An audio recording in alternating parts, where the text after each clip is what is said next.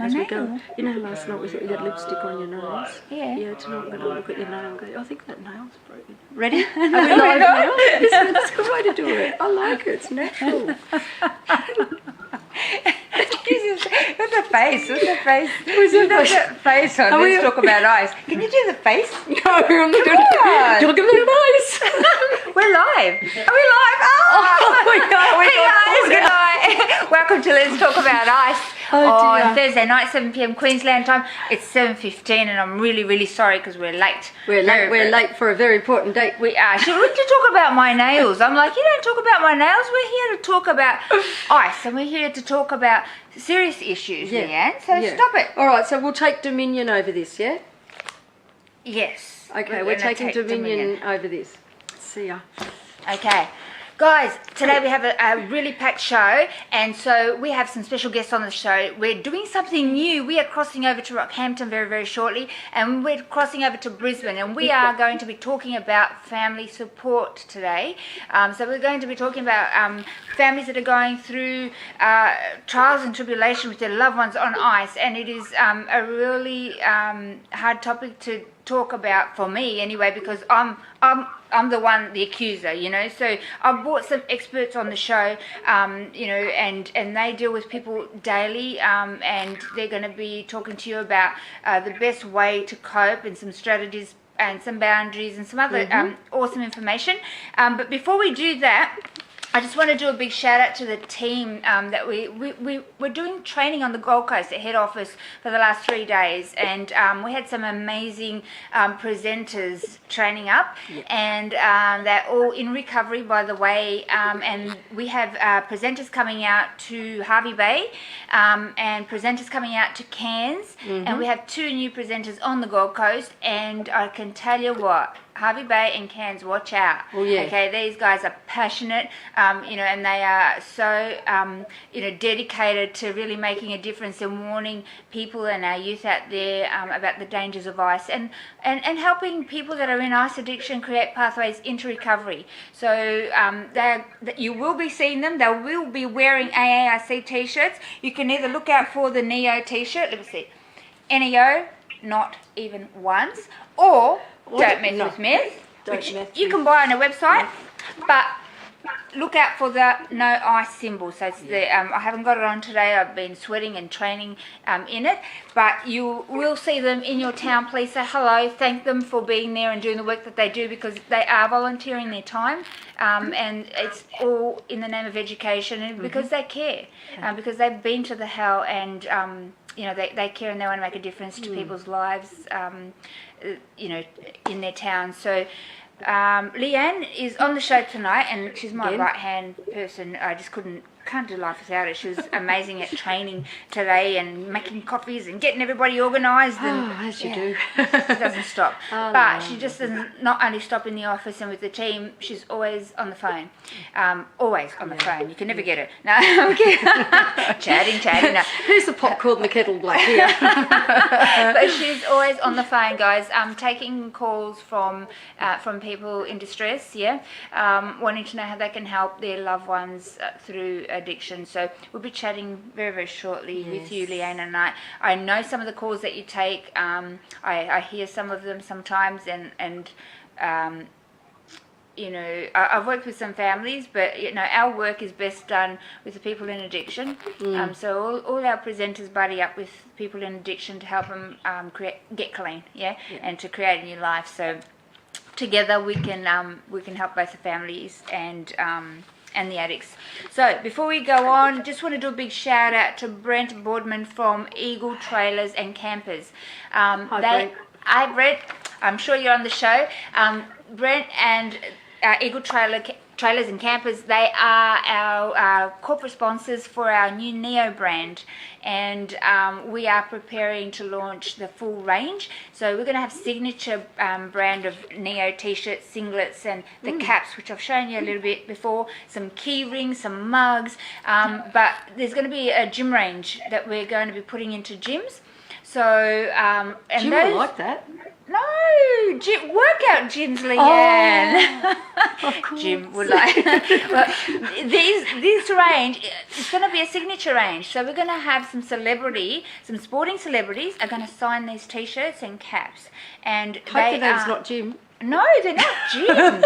I can tell you one of the names. We're going to have Ian Jacobs, world kickboxing champion. Okay. Yep, he's going to be signing some of our, well, he's already started signing some of our T-shirts and caps.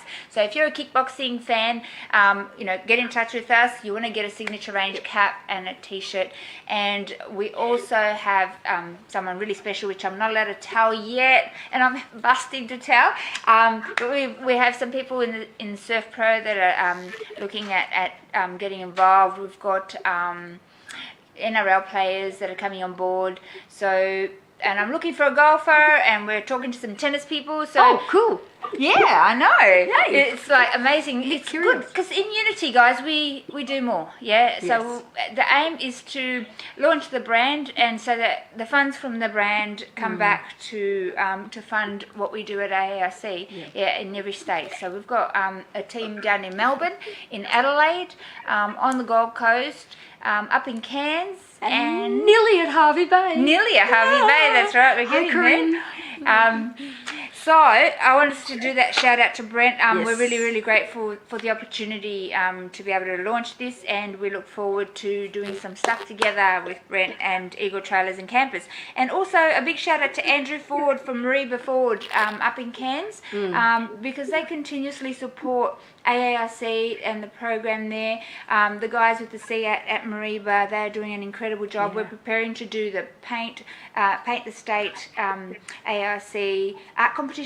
So that's going to be exciting, and all the youth Excellent. and in the schools are going to get involved, and they're going to be able to paint and do some art pieces with the message, not even once. So we look forward to seeing those, and the Rotaries are getting involved up there, so it's very exciting what's going on up there. Wow. So thank you, Andrew, for participating in that and sponsoring the schools up there. We're Yes. really, really, really grateful. Thanks.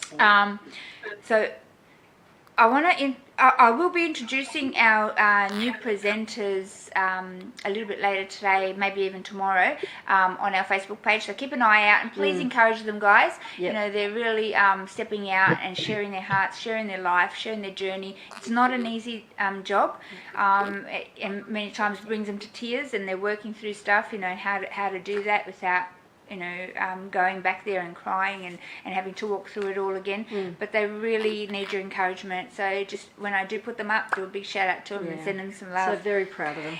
So our next major event, we've got a major event happening on the 9th of March, and it's our race day at the Gold Coast Turf Club. So the Gold Coast Turf Club have come on board as partners with ARC. We're doing a massive race. We're going to have an ARC racing horse, and they're coming down to race the track at the end. Nay! They don't neigh when they race. I look forward to seeing an ARC t-shirt on the horse. And we have Jason Maskill, who is going to be racing on the ARC horse. And Jason is a recovered ice addict. He had an amazing career, and we'll be sharing some more information on that next week, because Brett and Sean and Chrissy from KB Supplies, who are organising that race day, will be on the show next week to chat a bit about it. Oh, but both Tony, I've got to remember his surname. He won the Melbourne Cup. Anyway, they're both in recovery, and they are kicking goals in recovery, and they are racing again, and they're going to be coming down for the race day, one from New Zealand and the other one from Melbourne, and they will be racing an ARC horse. It's going to be so awesome. Oh, wow. And we've got some really major sponsors coming, and we'll have some auctions on the day, which we might do a live cross on, so keep an eye out. If you're lucky, we've got some amazing memorabilia coming up. Yes, so we we'll do. share that next week. Yep. And We'll share guys, next week. just to remind you, if you want to do your workshop in your school, in your community, in your workplace, please get in touch with us. We have some information we'd like to send out to you, and we can send out a booking form. The schools are booking again already for this year. Don't miss out, okay? Equip your kids, and don't think it's not going to happen in your school. Don't think it's not going to happen in your community. ICE is out there. It is destroying families. You know, we're taking an abundant amount of calls daily, and it's rising. So please protect your kids by parents or teachers, as we saw last week's show. Parents, teachers, and police officers telling the kids don't do drugs it's not working, right? So I encourage you to get in touch with us and find out what we do, and come and have a look. Come to see a workshop if you can, and get the information, also the testimonials from the teachers. Ring the schools that we've been to. Have a look at what we do, and protect your kids against the dangers of ICE. Yeah. So without further ado, Leanne, first I want to chat with you for 1 second. Talk to me. I've heard you on the phone day and day again, and you're always on the phone, but you know, it's so intense, the work that you do. You've got families calling you. Please tell me what kind of questions are these, you know, what are these families calling for, and like how do we help them? I mean, people see me as a happy-go-lucky, joking, muck around a bit, and I think that's what keeps my sanity, because I do get a lot of serious calls, especially today, crying with the mum today, and I genuinely feel for their hearts. I personally am not a mother who's experienced a child in addiction, but I have experienced a sister in addiction, and I can only imagine how difficult it is for parents, and they call me when they're at the end of their tether. They have nowhere else to go. They may have been pushed from this pillar to that post through government agencies and organisations, and so they hear about AAIC mostly through friends. One lady actually said, I don't know why, I was on Facebook and all of a sudden AAIC just came up, and so she thought she had nothing to lose, and she called us. And so I just listened to their story and listened with a big heart. And basically I can then think, when I get to meet and get to know our support, our buddies, our presenters, I then know which, and also with family support, like what Debbie does, like Kylea, who's more clinical, but even Tim, a shout out to Tim, on the Sunshine Coast north of Brisbane. He does an absolutely amazing job when I send family members to him, because he's also a very good listener, and can then guide them in teaching them about enabling and not enabling, because these parents who have been there with their loved ones in addiction and gotten through the other side, they can share their mistakes, they can share their highs, their lows, and they know exactly. They've walked, you know, there's a saying, an old American Indian saying that says, you cannot judge unless you walk 5 miles in my moccasins. And that's so true. And we said, because it's a South American, so it's got to be moccasins, you know. We wear thongs in South America. Okay, in Australia we'd say, you don't know what I've been through, mate, till you walk 5 miles in my thongs, right? It's true. It's very true. Getting back to the seriousness of it, you don't know unless you've walked there with them, you know. And so what happens when families call you? I know you know, you listen to them, you know, you comfort them, you pray for them, but then you connect them with services. Yes, I do. I connect them not only with a lived experience parent buddy, family member buddy. I also send them information through, thankfully, that George through Optimal Health has helped us with, as well as sending them some, I send them sometimes some YouTube videos. I get them to watch the Let's Talk About ICE programs and get them to send those programs to their loved ones in addiction, because when they watch, and I've had mothers say this, that once my child has watched a couple of these episodes, that gives them a light. It gives them it gives them hope, you know, in a world where it seems hopeless for them. So awesome. So can we cross over, Brad, across to Debbie? Hi, Deb. Welcome on the show, Deb. Welcome, Deb. And for those of Hi, you that thanks for don't know asking. Deb, Deb is from ICE Support CQ up in Rockhampton, and Deb has taken our team up there. We did an amazing forum together, and you know she's continuously, she's always online and she's always helping people, and she has the biggest heart. I Yes. just, you know, so much love pouring out of this person. Rockhampton, you are blessed to have her. So welcome on the show, Deb. Hey, thanks for asking me. It's great. Yeah. And I've got to say, mentioning the forum back in 2016, that really has opened up the can of worms up this way. And people still talk about it today, how they didn't understand at all. But after that forum, it really touched their hearts. So thank you for coming up. Thank you for taking us up there and for doing things in unity, and that's what it's all about. You know, I think if we can, around Australia, unite in this fight against ICE, and I see you doing that all the time, Deb, you know, connecting with the services and saying, guys, come on, let's do this together. It's not a competition. There's so much, people need so much help out there, and we can just, you know, unite and do this. Do as much as we can to help this the people through this epidemic. Okay. So And that's I've put together. Sorry. I said that's true because everyone can offer something, and so if we work together, it's got to have a better outcome for everyone. Yeah. So do you want to tell the people out there on our Facebook, the kind of work that you do there and that you're finding in your community? Yeah, so what we do, we run a family support group, which used to be every second Thursday night at the community centre.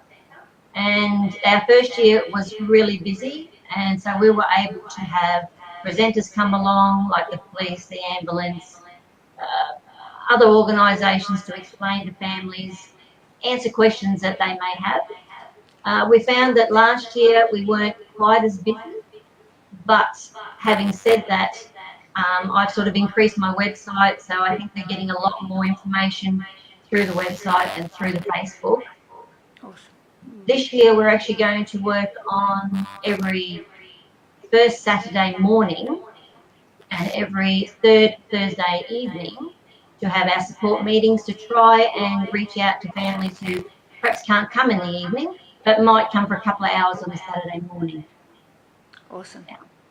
So what kind of things happen in this support group meeting, Deb? Like, what can parents expect? You know, a lot of parents are a bit afraid to kind of open up in public and kind of, you know, there's a bit of shame attached with that.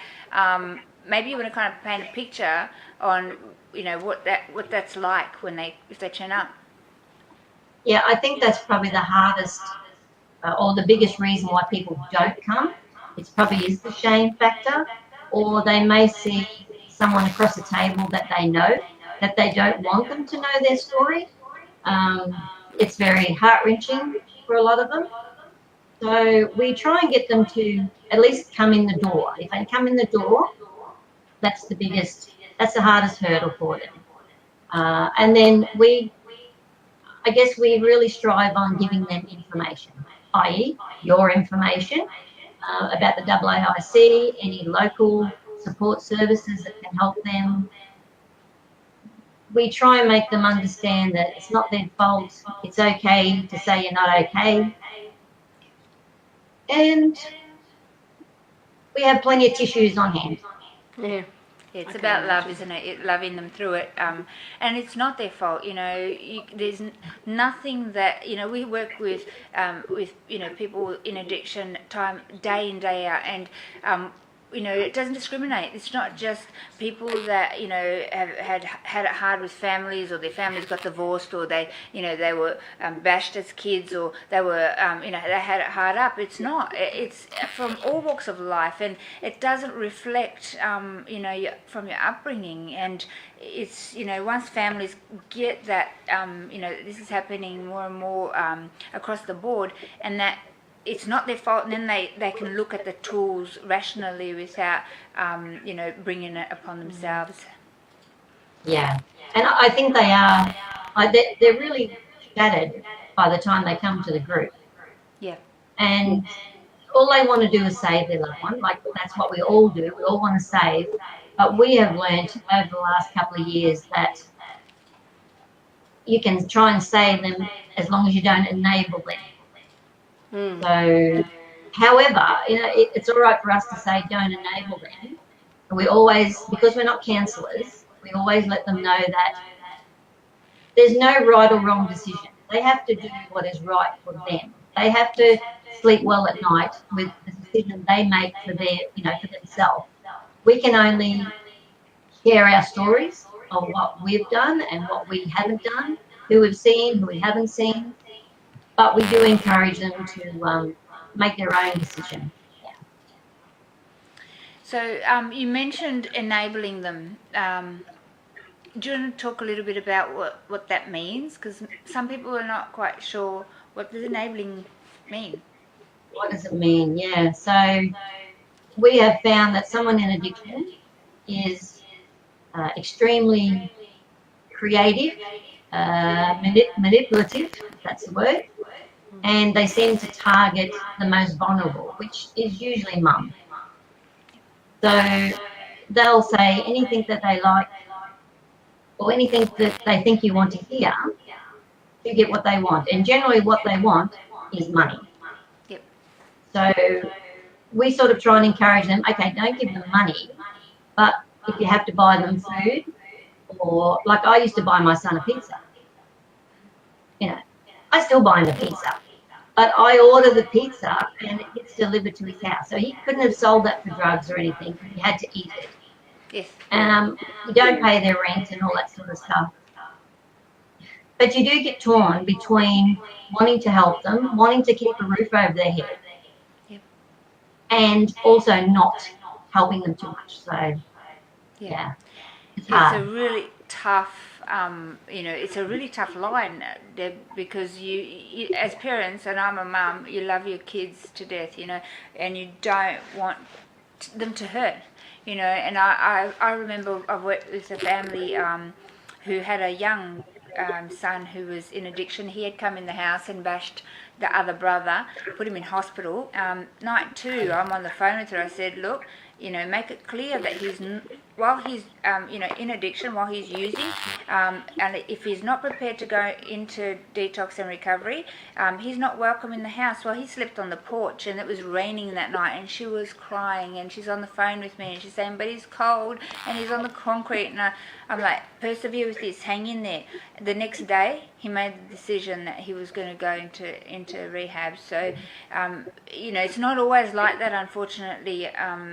Deb, is it? And we, the parents have to watch them, hurt again and again and again, and sometimes it takes a lot longer for some, to make that choice, and it's painful. Yeah, but we've sort of been talking lately that after a while you put up a wall yourself, and I think that's called self-preservation, yes, where instead of having a meltdown yourself when the phone rings, you're very monotone. When I used to get the calls of suicide or all those sorts of things, I ended up saying, walk it off or present at the hospital. Because I knew if I had hopped in the car and gone, I would have got a mouthful of abuse and some. Yep. So, and that was hard too. But we just try and let people know that that's where we've been, that's our journey. I'm a lucky mum because, my son's over 2 years in recovery and working again and all sweet. But there are some families who have maybe been recovered, have lapsed, they're still on that roller coaster, and it's just heartbreaking. Yeah. Yeah. So your son's been clean now for a couple of years, and yeah, what can you suggest to families that has helped him stay clean? Like, what would you say if you had to say? The biggest thing. So sorry. The biggest thing is to remove yourself from that circle of people.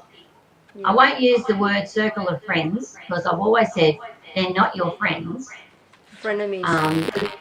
Yeah, that's right. They're all a means to an end. So if you can remove yourself, you've got a better chance. Yep, That's correct. Yeah, No. that's so true. Debbie, I have some questions here for you that during the week people have been asking us, and I thought I'd just put it out there for you. So, what's the biggest mistake that parents make when they're trying to help their loved ones that are on ice? They try and save them. Yeah. You know, they try and do everything for them. I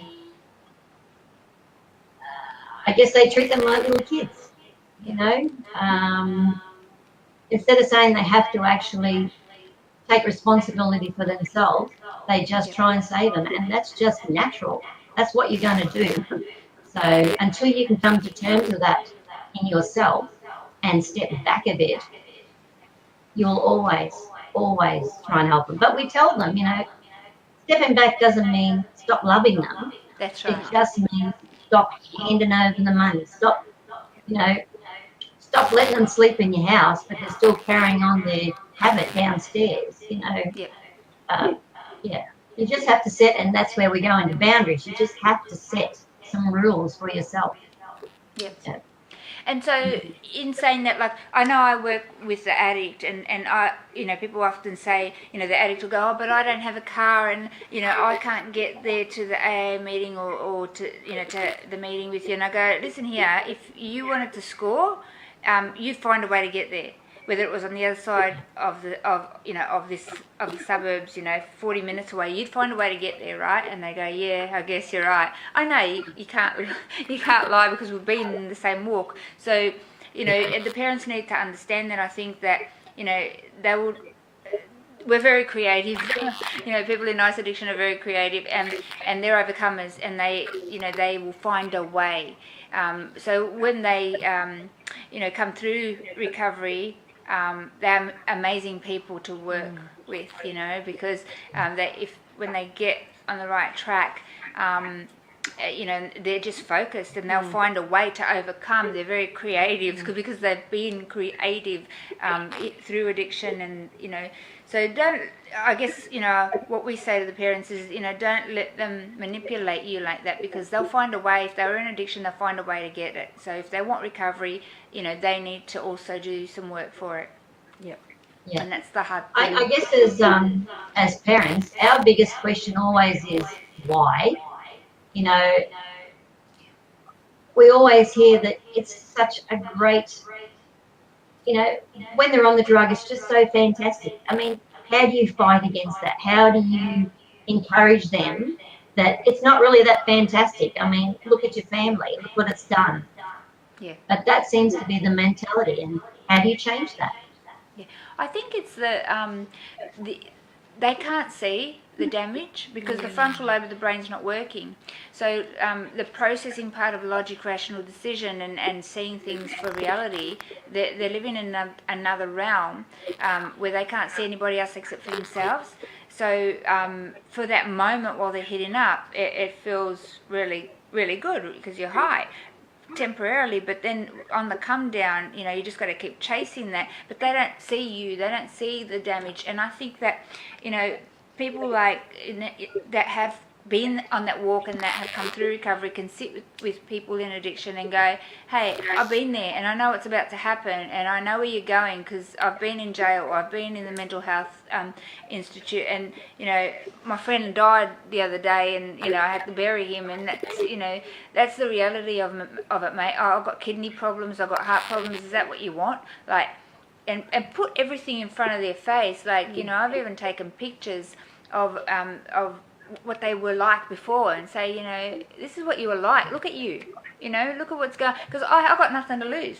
You know, and being straight with that person. You know, our team, our presenters, our buddies don't have anything to lose. So I encourage families, you know, to call on some buddies, you know, to come and step in and help if you can, because, you know, they can't put wool over our eyes. You know, we've kind of been on that walk, and really that's the only extra thing that we can recommend is, you know, bringing forward to them, and like a mirror. This is what you're doing. This is what you've lost your job. You're homeless. You know, you're weighing 40 kilos. You're a mess. You've destroyed. And you know, a lot of some of the presenters we were training today, they made their decision to change when they really tapped in, you know, to the pain they caused, you know, their parent.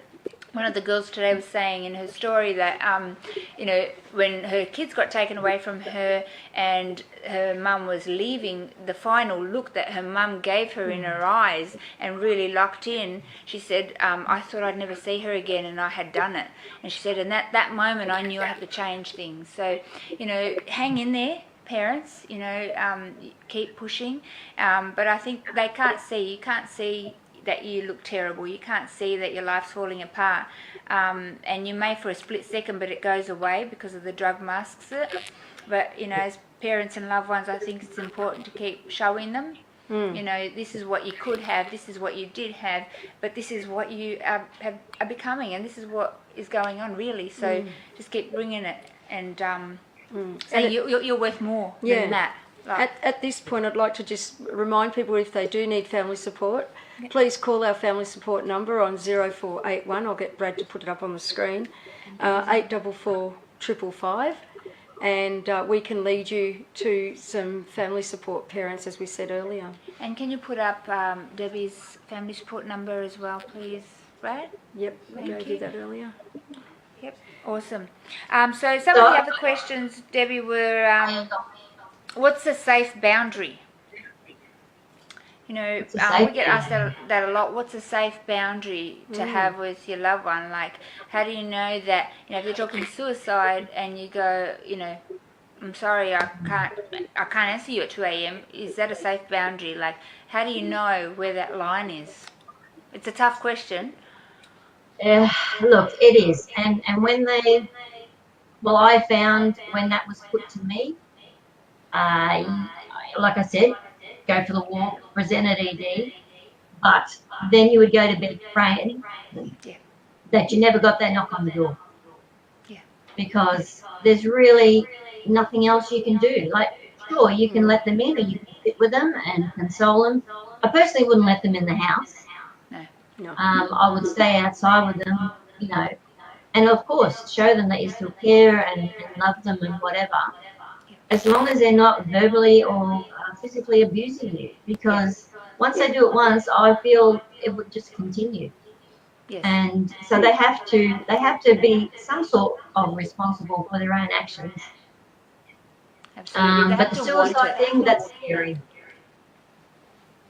Yeah. And we can't be responsible, nobody can be responsible for somebody else, you know, and the choices that they make, you know, unfortunately, and it's tough for the family to detach from that, you know, as you would know. You know, I hear Leanne talking, and families, you know, having that struggle, so it's a really tough question. So the next question we got was, how can a family best help their loved ones through ice addiction? So what would you suggest, how can a family best help their loved one? I would say never give up on them. Yep. And make sure that they know that you'll never give up on them. Always have phone numbers, help them to appointments if you have to, you know, because I know they can't keep appointments, even though government thinks they can, they can't. Yeah. And you know, just support them as best you can. But I think the best way they can help their loved one is to make sure they're looking after themselves. That's Because right. that's what we say, to help others, you first must be able to help yourself. If you don't look after yourself, you're no good to anybody. That's right. So, That's right. So you got to put and your you have mask to on first. Yeah. Yeah, exactly. Well, actually, that's where it comes from, believe it or not. Yep. That's where it comes from. Yeah. But that's so true, because if you're not okay, how can you, you know, how can you think rationally when you're under, you know, the stress? So you've got to do as much as you can to, you know, to keep that peace within, and so you can think rationally and logically, because they can't think for themselves. So that, And that see, they the other need thing you. too, if you've got more than one child, you've got to also take into account what they're feeling and what their needs are. The person in addiction seems to get all the attention, and then that just causes another problem. So, You have to have time for everybody.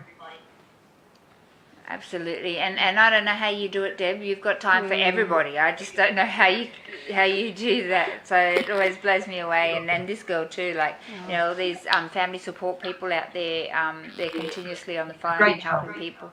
I just love your heart. And I know I've been there. I've seen you. I've hugged you. You give it all, And my hat goes off to you. Continue pushing forward and helping more families. So, guys, if you need family support and you're around the Rockhampton area, I support CQ. You need to give Debbie a call. Her number is 0458 449 335. Hope I got that right, because it's far away and I Yes, haven't you got my did. glasses on. Well done. Well done. So do you Well have any done. other questions for Debbie? No, but I'd like to thank Deb for being there for support for us Yeah. and helping us along, and probably have more contact with each other in the coming days, Deb, because I've had a lot more people ringing in, especially loved ones. So, and we'll introduce you to Corinne, who's going to be working with us close near your place, that we trained up this week. She's a beautiful, beautiful soul. Amazing And presenter. Amazing presenter, and she's just going to knock Harvey Bay to Rockhampton and beyond. Yeah. So she'll be available up So, there. yeah. I guess before we go, and we're going to cross over to Kylia, who's a counsellor that Actually, works with us. waiting. Is there anything else that you want to say, Deb, before we go? Any final comments that you want to give to families out there? No, like I said, I think just try and look after yourself. Take some time for yourself. And look, if you do ring our number or you send a text, of course I work full time, so just leave me a name and your number, and I'll definitely give you a call back. Okay? Otherwise, you can look up isupportcq.org. Awesome. We'll help you wherever we can. And thanks for having me on your show. And thanks for all keeping in contact. If we all work together, we've got to have better outcomes. Yes, we That's do. it. Thanks, Deb. Thanks for being Thanks, on the Deb. show. God bless you. Thanks, Leanne. See you soon. See you later. God bless. Bye. Oh, that was awesome. Yeah. That was awesome, wasn't It was it? good to have What do you think? Deb on the show. Yeah, and it's been, a year and a half maybe since, has it? I 2 think- years maybe. Might be 2 years. Since we Yeah. did the forum up in Rockhampton, and we've worked with some families up there, and it was a great trip up there. We had Channel 9 involved, and we had I think about 250 people at the forum. All the service providers came together. Debbie brought everybody together. Wow, amazing. From Primary Health Network to council, and the council there—they're all very, very helpful, and they work in unity. Yes. And that's what it's about, guys. It's about working in unity. Everybody's got something to give, whether it's lived experience, in addiction, whether it's lived experience as a family member, whether it's not lived experience, but you've got some skill set that you want to participate and give back in. You might be an accountant or a financial planner or fundraiser or an event organizer or administration, or you might not know what your skill set is, but you want to help and you want to do something. There's always something. At the race day, we're going to be needing some volunteers out there with some tins, collecting donations. So we are an unfunded charity, and we rely on donations to keep us afloat. So, if you want to see AARC continue its great work, you have an opportunity to donate and to sow into what we do. And every $10 helps us get this message across to one youth in a high school, or a club. Sometimes we're working with clubs now as well. Yes. So we have been talking to the QRL about rolling out our workshops within clubs, and we're really excited about that, because see, our heart is about getting the message across to more people, isn't it, Leanne? It absolutely is. And guys, if you do want to donate, go to our website on www.australianiantiicecampaign.org.au and click on the Give Now on the side. You'll see it as you look around and scroll around our website. Or they can join the Or army. they can join the army. I was going to, So I'll tell you what. Can I tell them? Yeah, of course, why not? When you join the army, there's 3 things you can do in the army. So you become an ambassador, okay? You are part of the army in the fight against ICE. Yes. And there's 3 things you need to do in the army. The first thing is to sign a petition that we're sending off to government saying our kids need real education on this matter. What they've got out there is not working, so we are pushing that forward to government. The second thing, you can donate or you can volunteer, isn't it? That's right. I think there's 3 things. Yeah. I forget what's on there. You can regularly give. Yeah. Yeah, you can do a once-off donation. Yeah. Or sign the petition. But there's sign the petition. Something else. Volunteer. Volunteer. Yeah, that's it. Okay. You've got it. Oh, we've got bottles. If you've got bottles. Oh yeah. Oh, Where's I didn't. you The didn't bring it, leaflet. did you? Well, Okay. I have. It's in my bag, and I didn't. I think we showed it pull last out. week, but We did. It's on our Facebook, and Yes. we'll put it up after this. So, if you drink from plastic bottles and there's 10 cents refund, guys, you can save that all in a And bag. cans. And you take cans. Yes, okay. and cans. You can't squash them, okay, and you have to take the lid off. Yes. But if you bag them in bags of 50, Yes. On some information we're going to put forward, we'll give you a number, and if you write the number on the bag, and they then forward the amount of money from that bag to ARC to help us do what we do. So if you have lots of bottles, if you work in a pub, in an RSL, in somewhere that you have lots of bottles, plastic bottles and cans, and you think, hey, I can put them aside and I can help ARC this way. Don't forget, have a look for the number. Do you know the number off the top of your head? What, the code? Yeah. I'm good, You're but so I'm not that good. You know everything. Trust me, she knows everything. No, well, even perfection has its moments. Oh Lord, it's hard to be humble. Brad, do we have Collier ready? What's happening? I'm We sitting. had her there, and then she cut it off. I'm trying to get in contact Oh, with we're her. having a bit of problems. I've sent her a text quickly as Yep. we were talking But yeah, the here. camera was working. I could see her bed, and then she moved the camera and. Oh, okay. So do you want me to say try again? Try again? Or I could text her and say try again. Okay. So we're just trying to connect with Kalia, and Kalia does a lot of counselling, and she's amazing. She's, she's had family members go through addiction, and she is a counsellor, and she's got a lot of DIPs and JPs, things at the end of the name, Letters. But she's amazing, Dips and just dops to sit and- there and talk to her. Yeah. And she really does help a lot of people, not only in addiction, but also family members, and not just through addiction and families, but also people that are going through stuff. She's such an incredible support. And we're really, really blessed to have her on the Gold Coast. Yes. She's come back to the Gold Coast. From India. And she's been in India, but she's yeah. also been working Here we in go. Cairns. We've got her. There she is. Where is she? Oh, there's Beautiful lady. Kalia. Can you put her on the big screen? Because we can only see We the little one. can only see the little. Hi, Kalia. Can you hear us? Oh, we can't hear her. People can hear her. But, oh, There we go. oh Yes. yes. Hello. You're on live now. Hi, thank you. That's the best I can do at the moment because I'm travelling and my camera's stuck on the opposite side. That's okay. Thank you so much, Kalia, for joining us on the show. I'm really grateful that you took Can the you time see me while you're okay? travelling. Sorry? Can you see me okay? Yes, you Yes. look beautiful. Absolutely gorgeous. Radiant. So, Kalia, welcome to Let's Talk About ICE. We've just had some time with Debbie from ICE Support CQ in Rockhampton, and they do a lot of family support from lived experience, like peer family support. And they, do work in that area of Rockhampton, and we are just so blessed to have you back on the Gold Coast after, you've been up in Cairns doing some work, but we are just so excited that you're back here with us on the Gold Coast. But we kind of touched on, some of the work that Debbie was doing up there. You're a little bit different. You do a lot of counselling with people, and I know that we have passed on, and our Facebook often does shout outs, if you need family support or you need some counselling, get in touch with us. And I've got some questions, I kind of want to know, because I'm on the other side, I'm the person that the families come to you about. So I want to know what kind of questions, and how do families come to you? I know they call you, but they're pretty broken when they speak to us. And how do you work with them? Well, thanks, Andrea, for that introduction.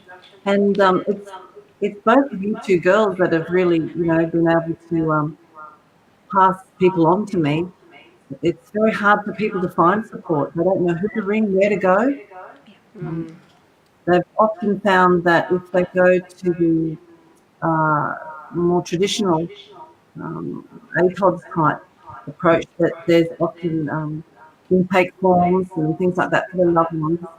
That's not what they're looking for. They're looking for something more relational, and they're often in crisis when they ring me to family members. Yeah, and it's I think the clinical term of help that's out there is just not enough anymore, Kalia. People they've tried that, it hasn't worked, and they're looking for a different approach, and that's why I really believe in what you do, and what George does, and our clinical ARC team, because they have a holistic approach, in relation to counselling and recovery, and also counselling the families. So what does that look like, Kalia? Like, what kind of support can you give a family member that has got a loved one in addiction? Yeah, well, they're really hungry for information. That's probably as important as having someone actually care about them and hear them and feel their pain. So yeah, a lot happens in the phone call. I definitely just listen to them because they've often been locked up. The family members, there's such a stigma on ICE. People think it's a lower intellect, lower socioeconomic type of drug use and abuse, but it's all walks. All groups, and so they've often kept it kind of silent and quiet for years. So for them to actually unburden and unbuckle their belt, so to speak, and just let it out with a confidential phone call, they're often weeping within 10 minutes from the pressure that's built up in them to talk to someone. Yeah. So yeah, we're really lucky because we're trained well. I have top praise for George and his dual diagnosis training. I really recommend that highly to anybody. I've done my training in the science of human behaviour and counselling, but nothing prepared me for how to address these broken-hearted family members that really truly love their loved one, and they've often been doing the wrong thing. Some of them are awake up and with their loved ones by giving them and trying to keep them alive off their own back.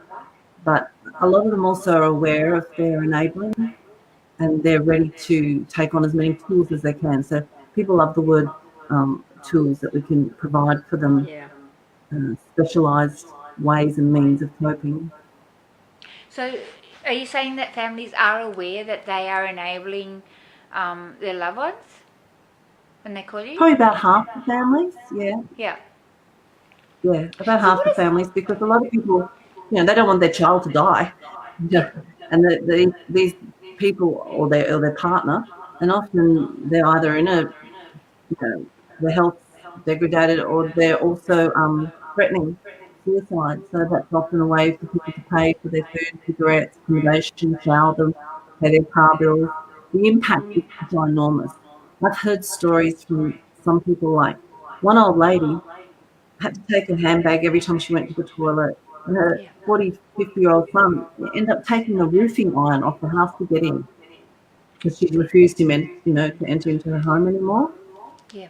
So, yeah, I guess you're going to say it, Andrea, I can hear you. So what are boundaries? Yeah. What are boundaries? Like, what do you do? Like, what would you say to a parent like that? Where's that line, Kalia? Like, that's the question that most families out there are going, I love my child, but, I can't not answer them. I can't not feed them. I can't. Where is that line? Yeah, well, we can be dysfunctional sometimes and a little bit broken ourselves in trying to mend other people. So we teach them to be the healthiest person that they can possibly be, to help their loved one, and that means boundaries, which George so beautifully quotes out from someone else's writings, I don't know who, that boundaries are the invisible fences of love. They're the parameters of healthy relationships. So we're hoping here that people will get engaged in learning what boundaries are and how to set them. We can actually tell you just 3 things that if there's only 3 takeaway things from this talk today. It's about how to keep your love on in relationship, not to have fear provoking you and that making you want to enable them through sheer fear of them dying or getting worse. So when you keep your love on, which is the opposite to keeping your fear on, you keep your love on, you keep these 3 things. 1, warm connection. So you keep your manners with them. You don't lose you don't stop loving them and stop being polite to them and courteous and respectful. So you keep your warm connection. That's number 1. Number 2 is a really clear communication. Yeah. So they don't doubt, they don't have to wonder what you're saying, no double messages, or no unfinished explanations of what you want, what you don't want. And the third one is the boundaries, the healthy, strong boundaries that you must keep vigilantly.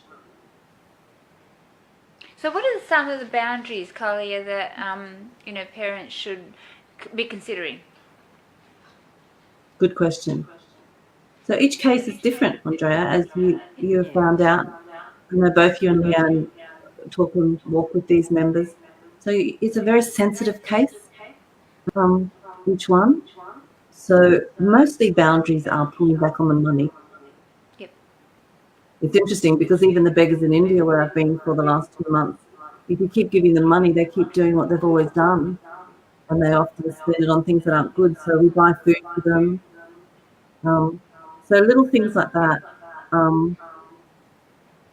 Not always paying for their bills. Boundaries aren't always defined as paying for them. Sometimes it's about saying, I've had enough of paying for you. I really care about you and I want you to feel. One of the best things I can suggest is with loved ones is a contract. So that if the person says that they're a drug addict, that they're going to get help today, they sign a contract. And you can hang in there as a parent or a wife or a husband. And usually a written contract's really good, but sometimes it can be verbal.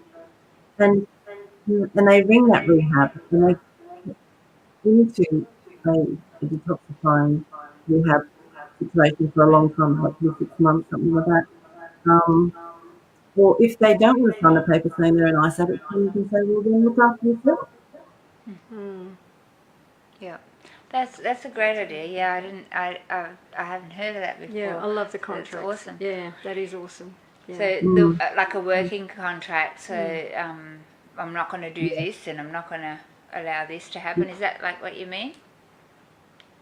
Yeah, well, they do it with teenagers in school. Yeah. Teenagers really respond well to contract.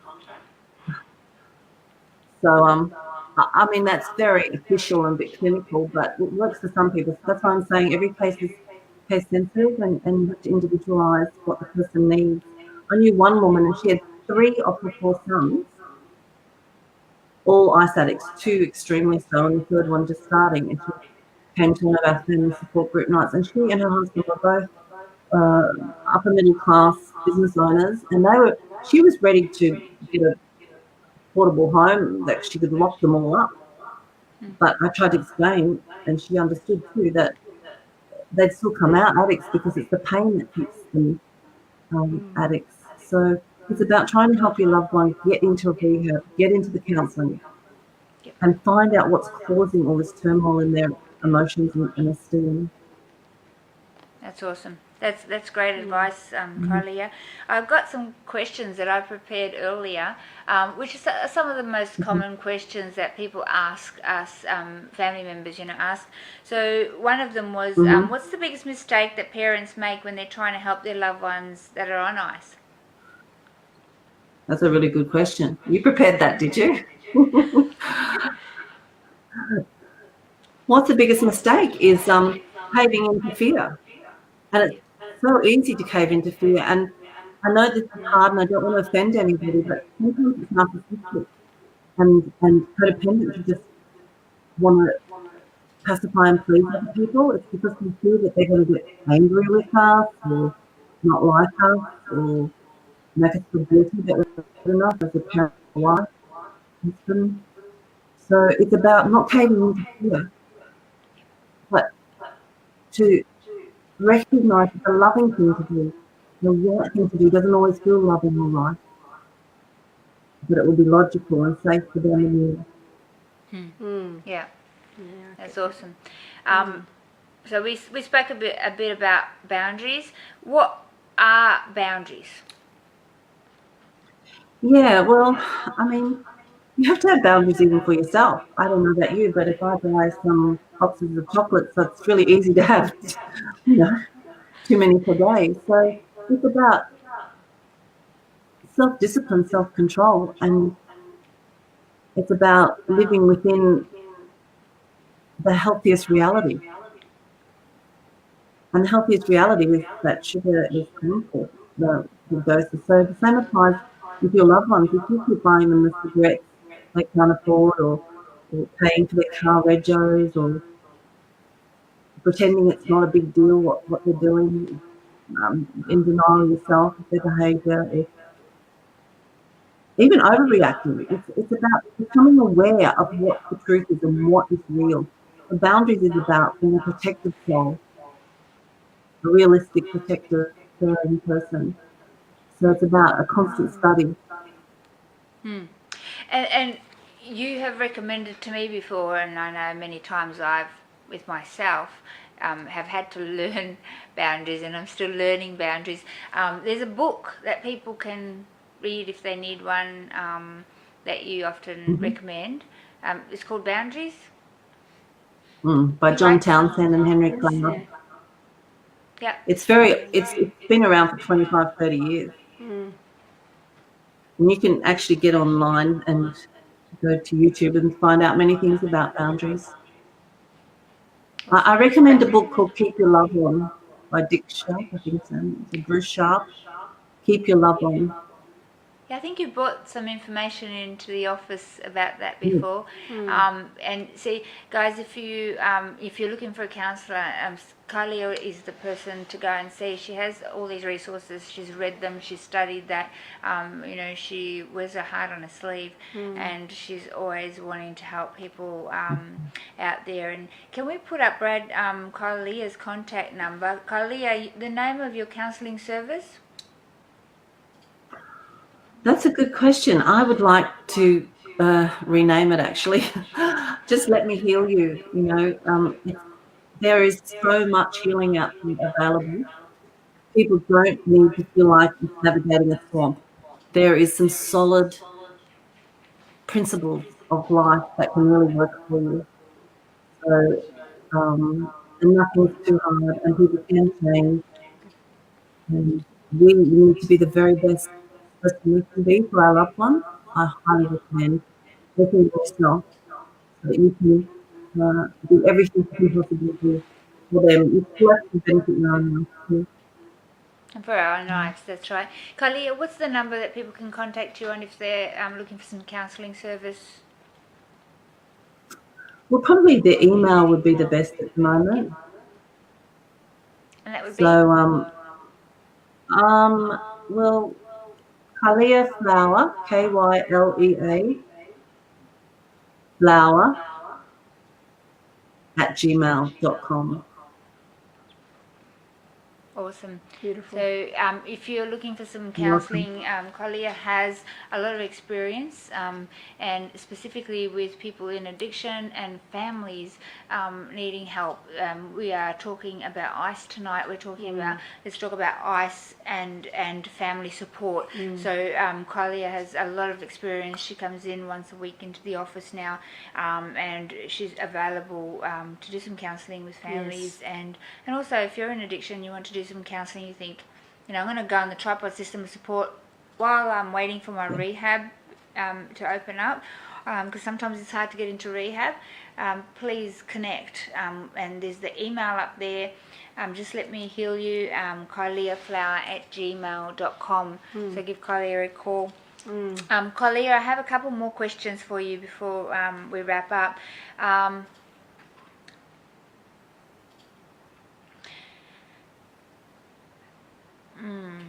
We've already asked that, have we?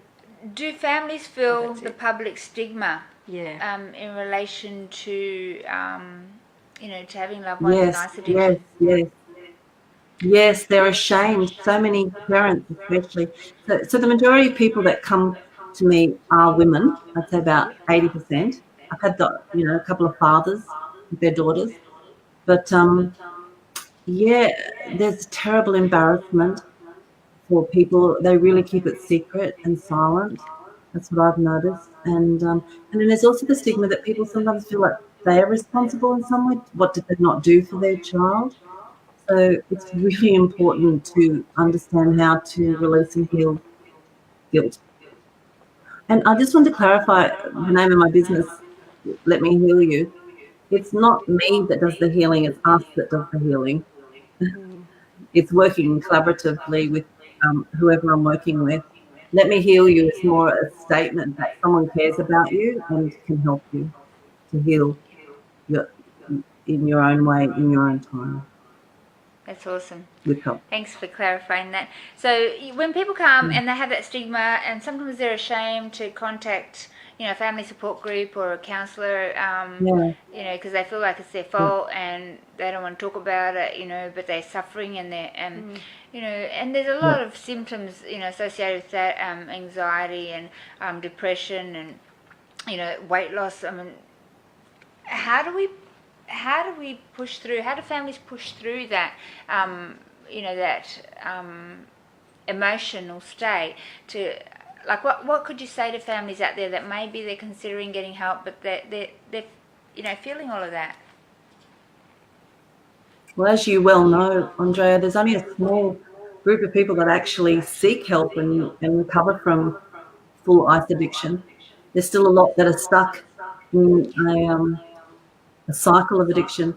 So it's a very sad time. I think that people need to learn how to grieve and be sad.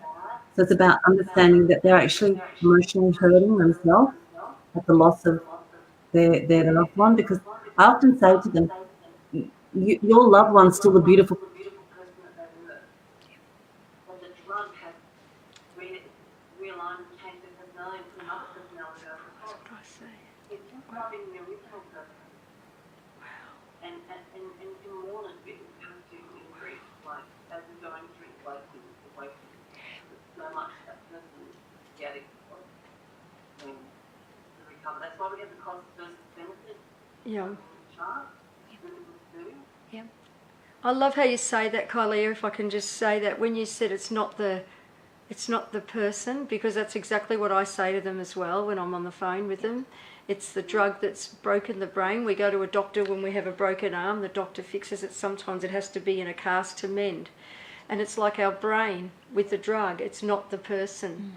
It's what the drug has done to them. So their loved one is in there somewhere. So that was just beautiful. Yeah. True, well said. And then we need to get that message out there. I'm so glad you got that analogy. That's lovely. So how do families still talk with their loved ones that are in addiction from a place of love, Kylia? Like there's often a lot of fear, some families have been physically abused and there's anger sometimes associated with that. How do they continue, to show love, to speak to their loved ones? Yes, good point. That's a really good question. Andrea, excellent. So every ice addict is an individual as well. Yeah. They all have personalities that differ from one to the other, even though the symptoms of like taking is common. There's the homicidal, suicide, crazy raving, paranoia, all these sort of things. They're commonalities. The actual person, some are peaceful. Some are passive, some are sweet, some are dangerous and nasty. So it again is a sensitive case, and each one. So I'm thinking that with that question, it's a case of if I'm talking with them, it's about working out ways and means that they can cope. I've had one mother. She had to write a letter and just say, "I don't want to see you for 6 months." She just needed a break to bring her own immune system back up to healthy. Yep. Yeah. And that's okay to Another do, another Kalia. person. It is exactly. You're right, Andrea.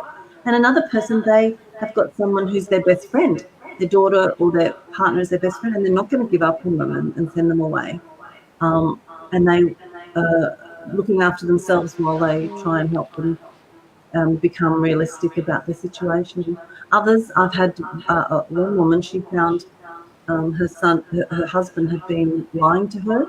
She'd noticed his weight loss and he'd relapsed, and they're on holidays, and a couple of children all set up at a beautiful camping spot.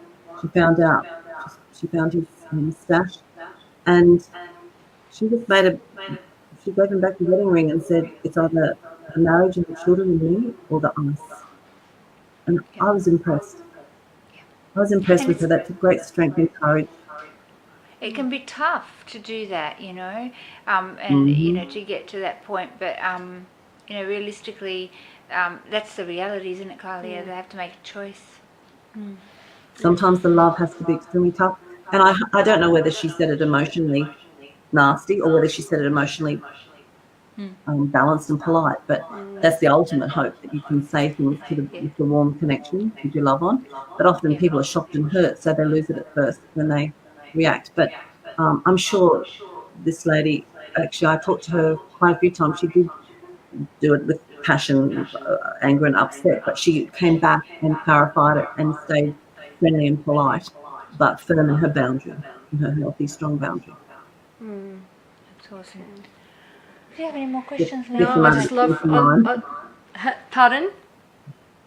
It can get them over the finishing line to press that button and get the rehab. And some of them need to stay in there for 6 months, 12 months, to work through their stuff. I mean, all of us have got things that we're not realistic about, that we've got pain on. We shop, we eat, we gamble, we do all sorts of crazy things. Watch Netflix sometimes just to escape overly. Netflix is good, by the way, but overly. And so we all can do with a check into reality and clean up regularly. Yeah, that's great. That's awesome. I've learnt so much even just listening to what you've had to say tonight, Kylie. I want to thank you so much for sharing. Sorry it took us a while to get you on. We got you there. No, it's great.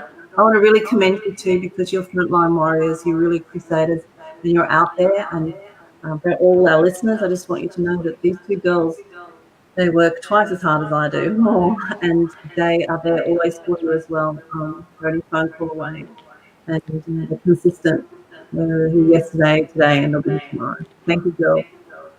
Thank you, Kalia. Thank you, darling. It's together that we achieve more, eh? Yes. We love you and we thank you for being on the show tonight. Yes, thank you. God You're bless welcome. you. Speak Thank soon. you. Bye-bye. Bye-bye. Bye. See ya. Wow, that's awesome. Guys, What a I night. know it's been a long night, has. but we just had so many questions and we're so grateful for the two people. That's Debbie from I Support, CQ, and in Rockhampton. And her number was on the screen, and Kylia from Let Me Heal You Counselling Services. So they're just two of the people that we work with. We work with all service providers throughout Australia, and the reason we do that, we connect because when Leanne gets a call from families that need support, and she will then refer them to that family support in their local area. And if the call is somebody that's entrapped in ice addiction or in addiction, full stop, then she will call in one of the buddies, one of the presenters to come and work with the person that's in addiction, help create a pathway into recovery, and just egg them on, and we believe in you. If you're that person that's entrapped in addiction and you're watching this show, there's some parents that were just on the show. They're counsellors and family support people, but they have loved ones that have been through the pain, and I just want to say, think about the pain that you're causing your family, you know, and the hurt that you're causing your mum. You know, she birthed you, she made you, she looked after you, you know, fed you, saw you grow, you know, from this little baby, and you know, now she's seeing you self-destroy with chemicals. There is a better way, guys, and you can actually come out of addiction and have quality of life, and it's worth it. And you're worth it. You are. So I just want you to think about that, and you know, if you want to make that decision to change things for the better in your life, we're here. Yes. We'd love to chat with you. Okay, our office number at head office is 0756656063, And the and the mobile is 0481 844 555. And if I don't get you today, look, you know, when you call us, we're a family. We like to see ourselves as a family. We don't give up on you. And I like to say to those that do call in, if you don't hear from someone within 24, 48 hours, please call back. We don't want you to fall between the cracks. You've been pushed from pillar to post too much. Yep. We don't want that for you. The amount of people recently that have said to me, OMG, we need something like this. Yeah. Where have you been? Yeah. You know, lived experience, real people working in a holistic manner is what this country, what this nation needs, and beyond, I suppose. But we deal one life at a time, and we that can have a can't- domino effect. We can't do miracles either, No, Leanne. You know, no, we sometimes cannot. families I like, wish I could, but but it breaks my how heart. do we get him, or how do we get him into rehab? Well, you yeah. can't make anybody do something. You have to work on the boundaries. We have to give you tools to be able to help them Yes. get there. Yeah, and we're always happy to chat with them. And you know, to the families out there that we do help, you know, we do work with. We can't make a bed available in a rehab if it's not there. No, we Yeah, cannot. so we do our best. You know, we talk to the rehabs. We have, you know, various rehabs we work with, but we can't do miracles. If the rehab is full, we can't just pull somebody out and put your child in there. We want to put everybody in there, Yeah. trust me. But sometimes we have to fly people interstate. You know, we've flown people from WA to Melbourne for rehab, and you know, from Cairns down to Brisbane. That's not uncommon, but we can't do miracles. So we do the best we can, and so yeah, I just wanted to say that because we have had families, you know, go back. You're supposed to help them, get them into rehab. I know that it's hurting, but you know, we're doing the best we can. Yeah, we hurt with you, but we can't perform miracles, Yep. but we do what we can. And you know what? In the meantime, we have our buddies that can help you along. We can get you into detox, outpatient detox, and we can do. I'm trying to create a new service where we can get while you're waiting for a rehab, just to get away from that lifestyle that has dragged you down with your frenemies. I like that term. I heard that Frenemies, from yeah. Ian Jacobs on his testimony. He said they're your frenemies. Oh, wow. You think they're your friend, but they become your enemies. So we've got to get you out of that into some people that want to love you and go to support services and things like that, and sponsor you on NA. So Awesome. And we put them on a tripod system of support. yes, so, that's the tripod system of support. You want to so- ring up and find out about that. Yeah, But if you please want to do. check out Ian Jacobs and our other celebrity ambassadors, we have Mark Kimbrough, Kevin Campion. So if you want to check out our celebrity ambassadors, go to our YouTube channel and check it out. There's some videos there as well. Until next week, guys, we bid you good night. Leanne, thank Don't you mess for with joining me. meth. Don't mess with meth. Does God you no bless good. you. God bless you. Bye for now. See ya.